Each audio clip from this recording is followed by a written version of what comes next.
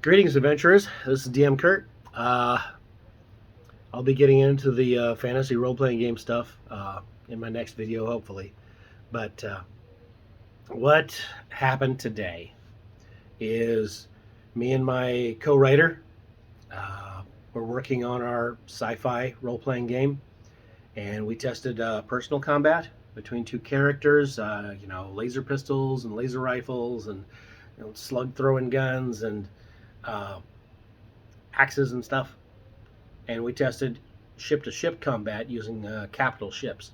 So the players seem to like it.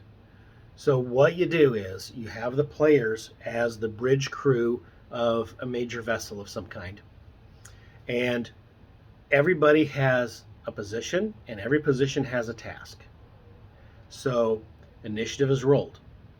The enemy ship or your ship goes first.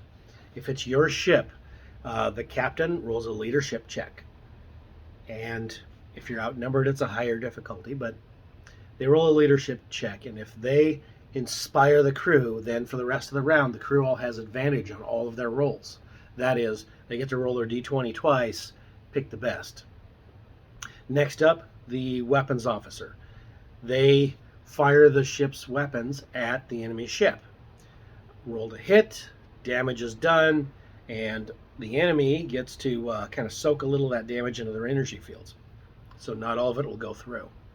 And some of it will go through and then disrupt systems. So there'll be basically a hit location chart there. Next up, the engineer. If you've had your ship damaged and some of your systems have gone offline, the engineer will roll skill checks to try to bring the shields back up, Captain. Or, oh no, we're at partial impulse power, you gotta fix the engines. And so the engineer is scuttling around trying to get everything fixed. He's doing skill checks with his engineering skill. Lastly, the navigator is taking evasive maneuvers. The navigator will roll a skill check to determine basically the armor class of the ship.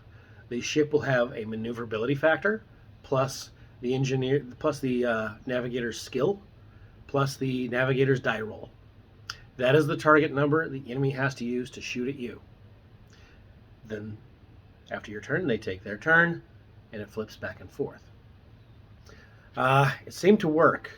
We are using a mechanic of exploding dice. We're using D6s for basically everything that isn't D20s. So we use a handful of D20s, a handful of D6s, and you're good to go.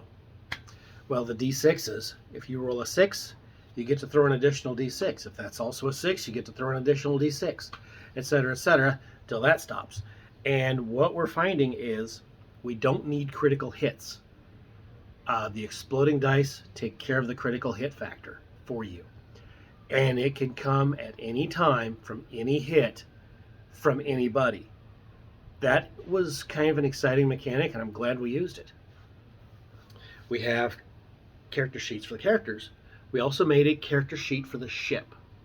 So the ship will have its name in the ship's class, its the skills, the names and appropriate skills of each of the officers. So you don't have to look at your individual character sheets. You could actually literally have the ship's one sheet, and then just everybody's looking over each other's shoulder. Okay, I'm the navigator. My skill is, okay, I got a +6. Great. Dice, +6. Boom. I get a 4. I got +6. I got 10. I roll a 10. Okay, this means the navigator does this. And seems to work. In theory, you could have multiple ships on one side of the table. Now, from the player's side, I have a setup where everybody runs a fighter craft, or everybody is members of the bridge crew. I'm not going to give everybody a gold shirt, a blue shirt, and a red shirt, but you kind of there is some overlap with that. But yeah, playtest is good. Playtest is getting there. We, of course, marked down any deficiencies we felt the system had on our little sticky notes. Boom, boom, boom, and that's going to go into the main document as we doc this up as we go. I'm excited to do this. This is actually pretty fun. It's a bit of a project, but it's pretty fun. Anyway, Just letting you know what is up with me, what we've been doing. DM Kurt, out.